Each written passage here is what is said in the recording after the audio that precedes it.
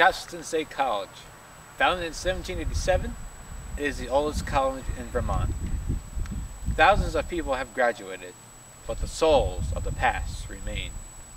Castleton State College, where legends and facts cross paths. What is real? You decide. In 2001, it was in the spring of 2001, I had been in this building for probably just a few months. I had moved over to this building to work, and I was looking out the window, and there was a lot of bushes, and there was a fence and stuff there at that point in time. But when I looked through the bush, you could see there was a gravestone that was there, and it was propped up to that sugar maple tree that's outside. And I'm looking at it, and it just seemed strange. It was a rectangular size, and it just seemed kind of eerie, just leaning against that maple tree. And so eventually, I walked down to the tree to see what it was all about, and I realized it was a gravestone, and you could just barely make out the writing of it. It was really, really old. And so I'm out there, and I'm trying to make out the writing, and realized it was back in 1841, I believe, and it was a reverend, and it was Reverend Lansome Minor. And so I'm thinking, now, why is this tombstone leaning against this tree? And I kept, and afterwards I asked around campus here, and no one seemed to know anything about it. So I went up to physical plant, and I checked with them, thinking that, if they're out there mowing the lawns and everything else, maybe they knew something about this. And I was told that, no, they knew it was there. It's been there for a long time, but they have no idea how it ever got there. Was it students, maybe for a Halloween prank, something like that, that went to a cemetery somewhere in Castleton and tried to bring this heavy, heavy tombstone back, and they could only bring it so far, and they just left it there. So then I tried to check outside the community and realized that in 1980, the tombstone was marked in the town records, so it was there in 1980.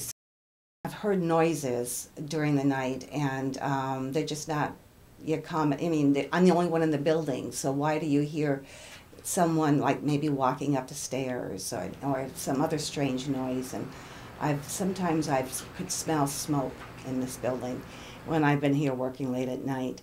And there's things that get moved, and there's no way that I move them. Where did they go? Type of a thing, and I'm looking for them. So it's been this really eerie feeling for a long period of time.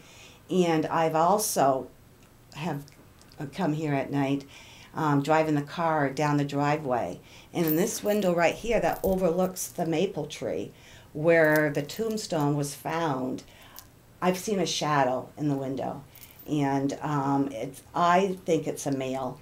And I have not been the only one that has seen this. Downstairs is a coffee cottage, and there was a woman that worked there a couple years ago that has also seen this figure sitting in the window.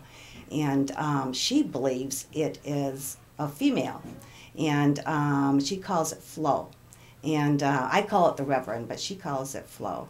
And many times, she comes here early in the morning. She used to come here early in the morning, and she would think for sure that there was someone upstairs working. And there's been no one, there would be no one here at 6 o'clock in the morning when she's downstairs. But she can hear some noises, people talking, and she can also hear footsteps. And there's just no one else in the building but her.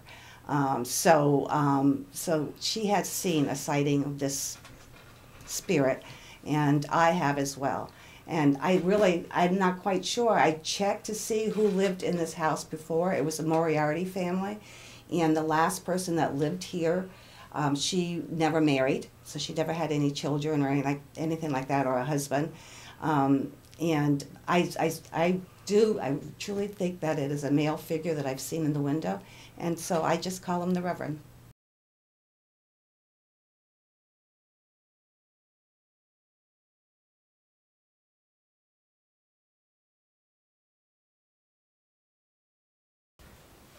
This is the old chapel, where people claim to see a headless ghost. Sometimes their equipment turns off by itself, In 2010, an investigator was here with a group of students. They went to the basement, and all of a sudden their equipment malfunctioned. They claimed it was fully charged. Then, upstairs, there were footsteps, banging, and loud noises. They went up to investigate, but nobody was there. Other claims are that people feel like they're being watched. So the Fine Arts Center was built in like the 70s or 80s, but before that the old chapel was actually built right where the Fine Arts Center was. And it was back when Castleton was a medical school. When they were in medical school, the cadavers that people could work on were very, very expensive, and the students couldn't afford it, being college students, of course.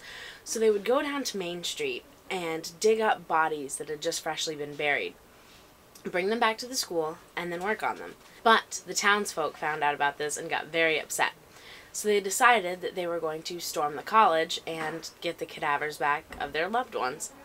Well, the students, being clever college kids, were a couple steps ahead of them and realized that this was happening, so they devised a plan to hide all the bodies. So they lifted up the floorboards and put all of the bodies that they had found, that they had been working on, under the floorboards. So the townspeople could never recover the bodies. When the old chapel got lifted and the Fine Arts Center was built here, they actually found all of the bones, medical supplies, all of this extra stuff from when Castleton was a medical school. And if you actually go into the old chapel, there are some glass display cases that actually have the bones and medical equipment inside them. That's one story, but the other thing that's really exciting and interesting is behind Woodruff there's a big brick building that it looks like it's a generator and it blows out steam a lot, but it was actually built to cover up the entrance to the underground tunnel that the students built to bring the bodies underneath. And that had to be sealed off because college students were going in there and messing around. And so actually a lot of the ghost spirits still haunt the theater. There have been quite a few instances where people will be up in the light booth and they'll be by themselves and all of a sudden it gets really cold and the doors will start opening and closing on their own. Once when I was here as a freshman, we had come into the theater and were sitting on the stage and there was a bunch of noises happening and we didn't think anything of it until we heard a scream in the lobby and we were the only people in the theater.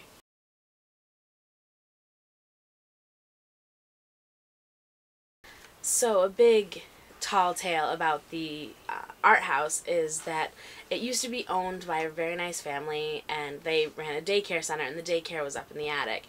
And what happened is one day the nanny was downstairs making lunch and a fire broke out and the entire building filled with fire, smoke, and the children died.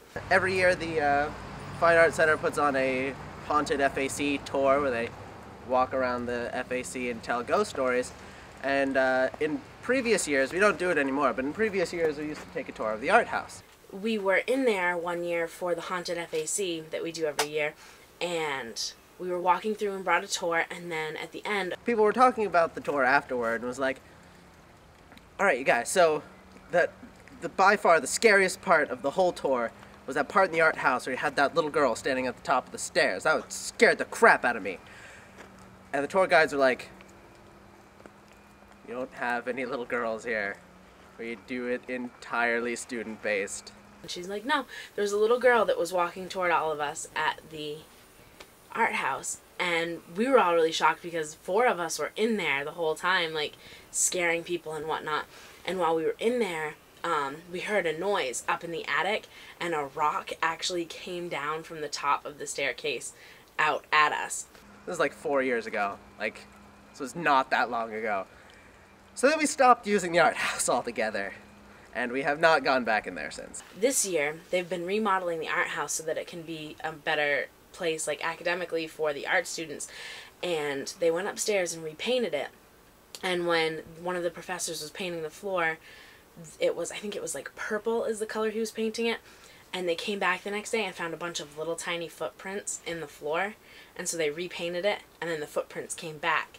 And one of the students who I'm friends with went in there and she said that she had found this little picture drawn on the wall, and I even got to see the picture that she took of it, and it was of this scary, like almost an avatar looking creature with like horns, and then there was a little kid's handprint just standing, like sitting right next to it in the actual like paint, and they couldn't erase or chip off the picture at all because it was just impressed onto the wall.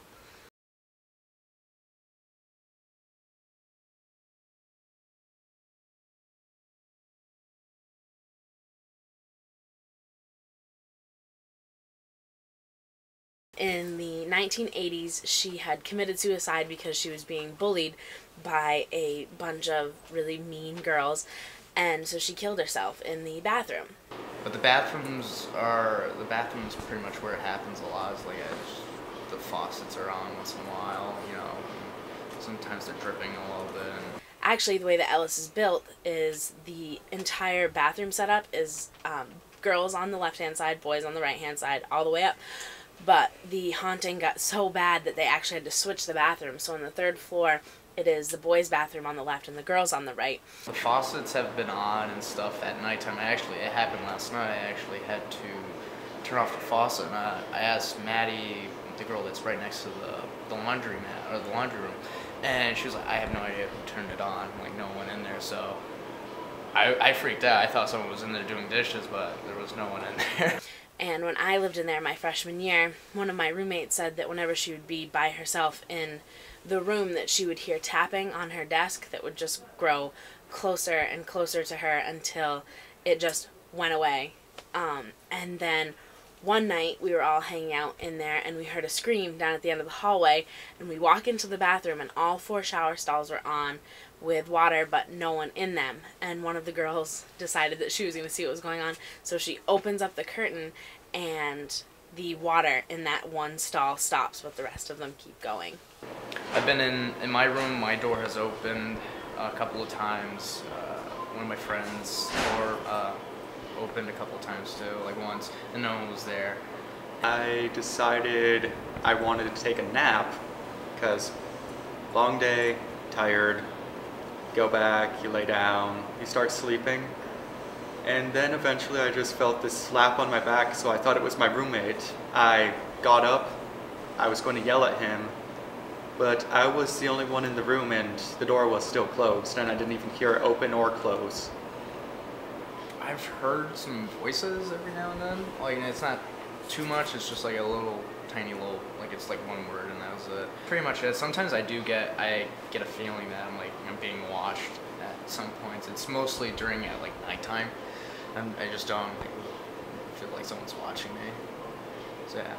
And one time when I was sleeping, I did hear a girl's voice go, "Who?"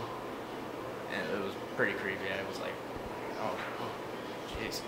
And that's pretty much it. I've heard the trail next to Ellis is haunted too, which I want to go do one night and see what it's like. Here on the rail trail, story has it that a couple of kids got killed by a train long ago.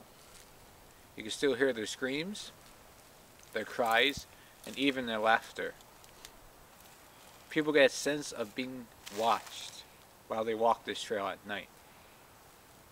Some say they're not here, but some say they feel a presence of a little kid tugging on their pants, talking to them, and even laughing when they walk by. Hush, little baby, don't say a word. Mama's gonna buy you a mockingbird. And if that mockingbird won't sing, Mama's gonna buy